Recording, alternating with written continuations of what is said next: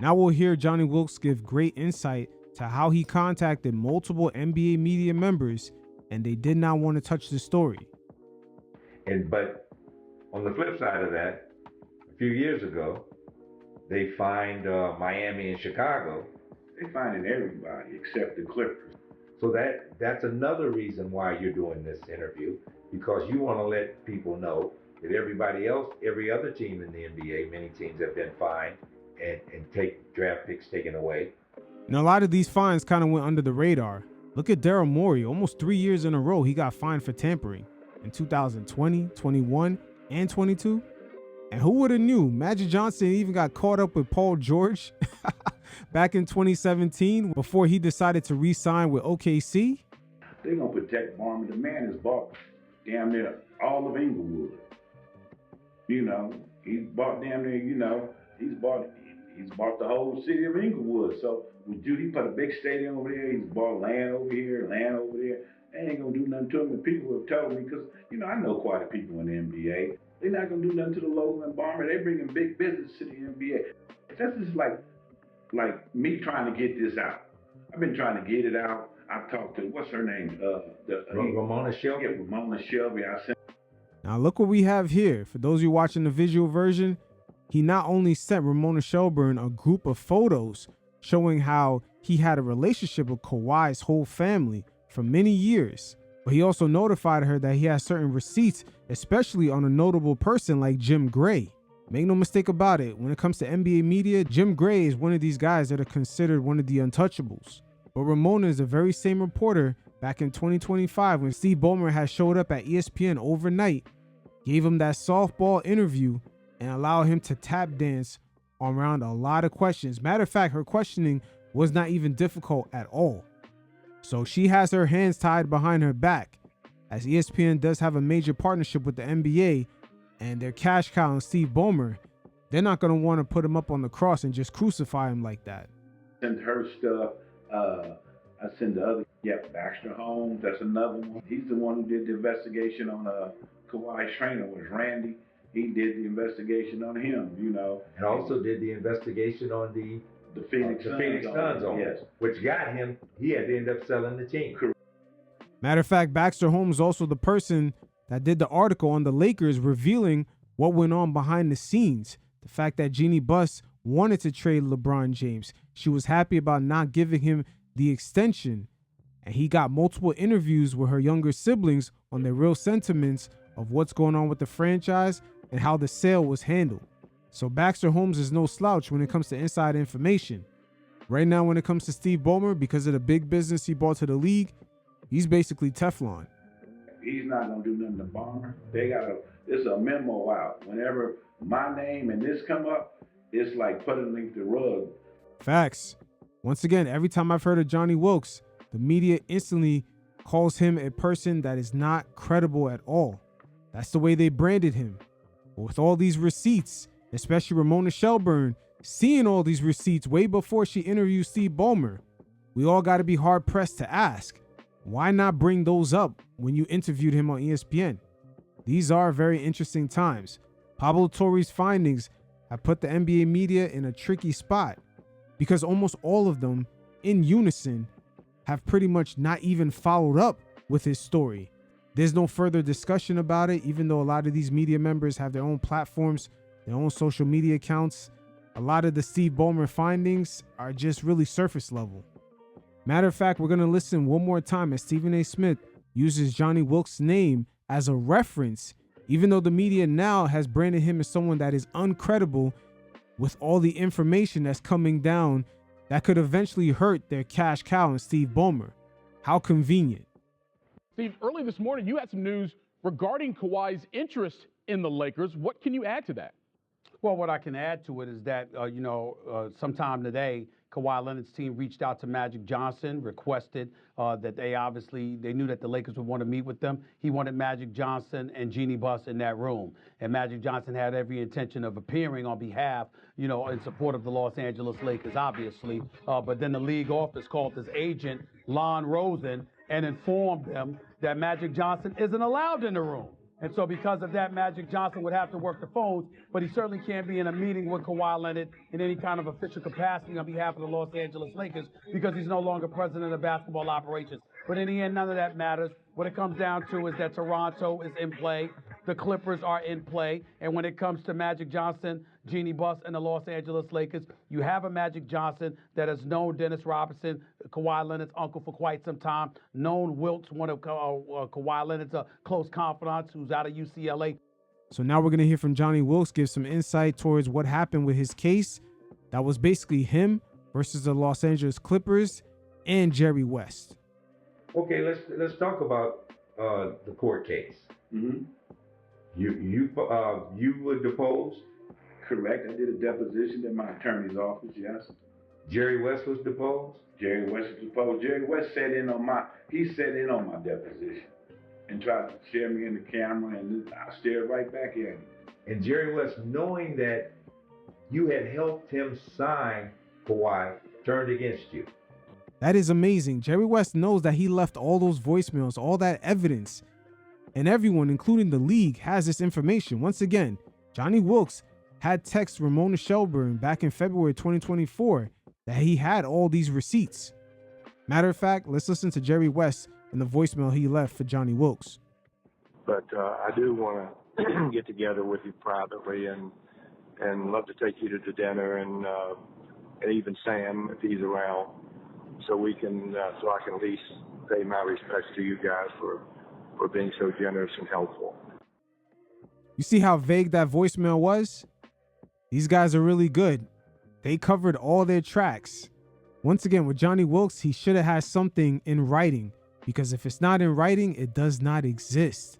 Even though he has no evidence, and it's unfortunate, there's still something that smells fishy right here. He turned, and not only did he turn against me, Sam Watson turned against me. I don't call him Sam, I call him Uncle Sammy now. And Uncle Dennis. Yeah, both of them unks, yes. Didn't both of them sign declarations against you? Both signed declarations. And I brought Sammy into this. He signed a declaration with them. Then he's gonna tell me he didn't get paid. Come on now. Fuck out of here. You got paid. Facts. Sammy Watson, come on, man. You come out of the boxing industry. You guys are shady as fuck. You definitely got paid. You made sure that you were not even going to participate in any of this. Go to any of those fucking dinners. You could buy your own dinner. You were not showing up unless you got paid. Matter of fact, it wouldn't shock me if Johnny Wilkes was the dumb money at the table. He was the one getting finessed the whole time. Yes. You got paid through Jim Gray and, Jerry West. Jerry West got paid handsomely. Yeah, absolutely. And so the judge ended up dismissing the case, didn't he? Listen to me. Mr. Ballmer did his deposition, and it was things said in there that they, this how ridiculous this was.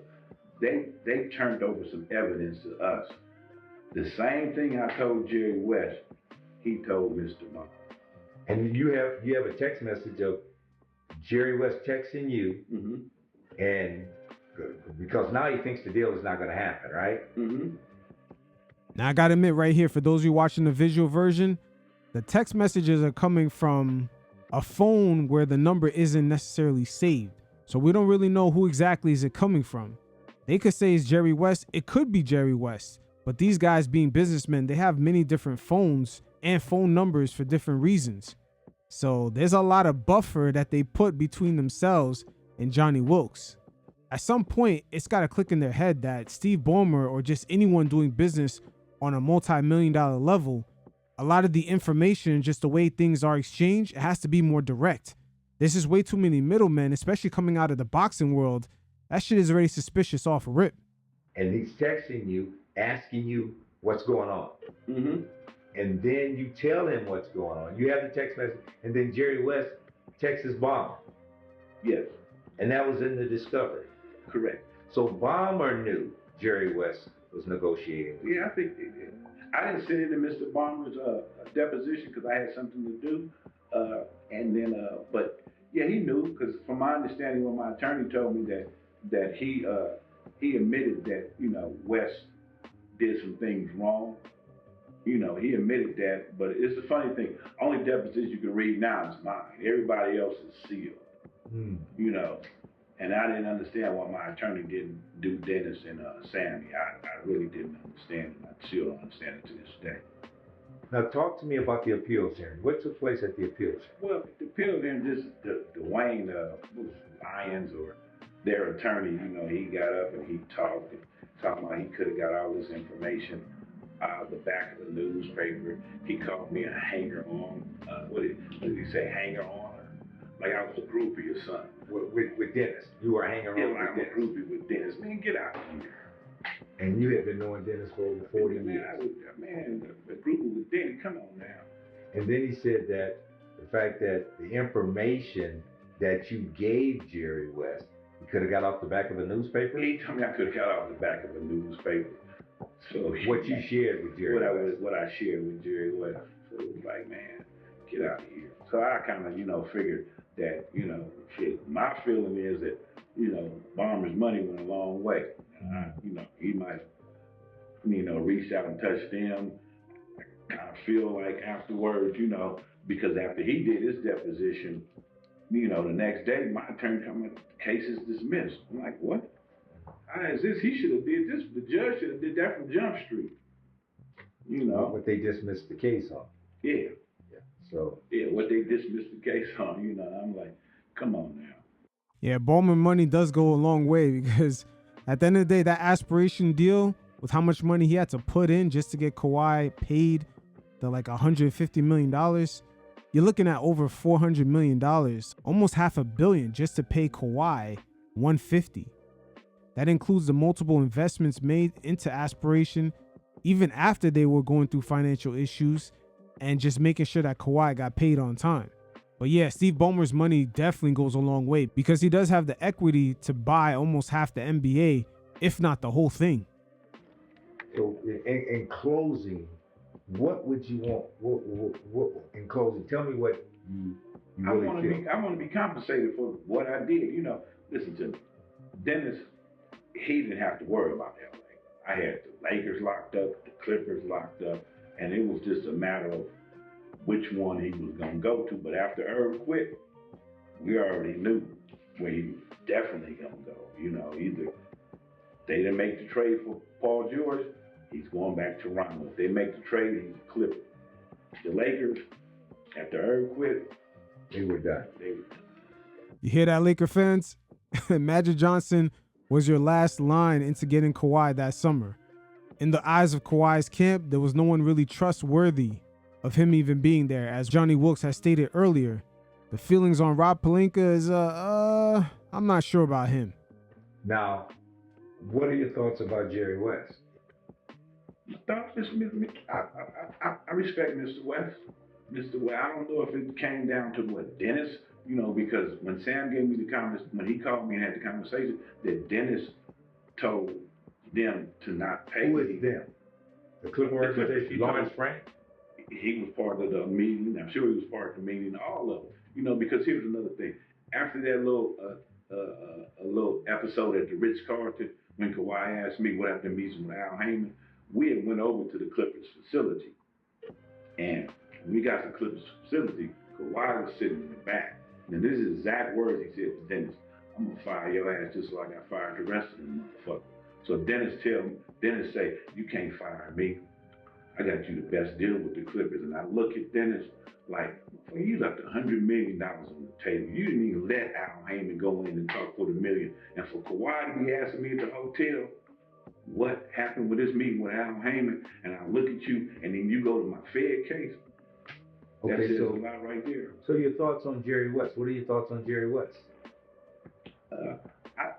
Mr. West, he the things he said about Jeannie Buss, I didn't like, but everything else, he was trying to sell me everything positive on Kawhi, and he was all aboard, until Dennis said, don't pay me, and then the whole thing kind of changed up, and I had to go through, filing a lawsuit and doing all of this. And still to this day, sitting here, what is this, 4 or 5 years later, I'm still here talking about it. And Mr. West has passed away, and there's some things that happened when, we were still going to Mr. West, serving them papers with different things. And and he passed away.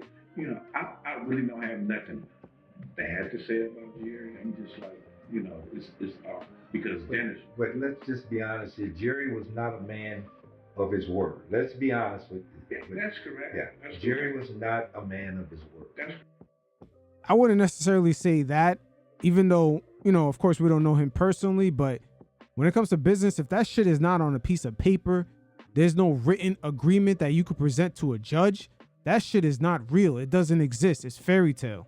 Fuck giving your word. Once you have a document, it's notarized, there's an agreement, that's evidence you could present to a judge. And in this case, it looks like Johnny Wilkes, he got finessed. They threw a bunch of smoke screens at him. Maybe Uncle Dennis is the one that intervened and made sure that he got paid, and Wilkes was asked out. It is what it is. correct. The deal was made with Jerry West. Correct. Yeah. And Jerry West should have paid you. Let's just be honest here. Jerry West should have paid, despite what the Clippers were talking about, because you weren't talking to Lawrence Frank when this deal was. I've never talked to. Only time I talked to Lawrence Frank, this is one time I talked to Lawrence Frank. So him and Dennis come out of the facility.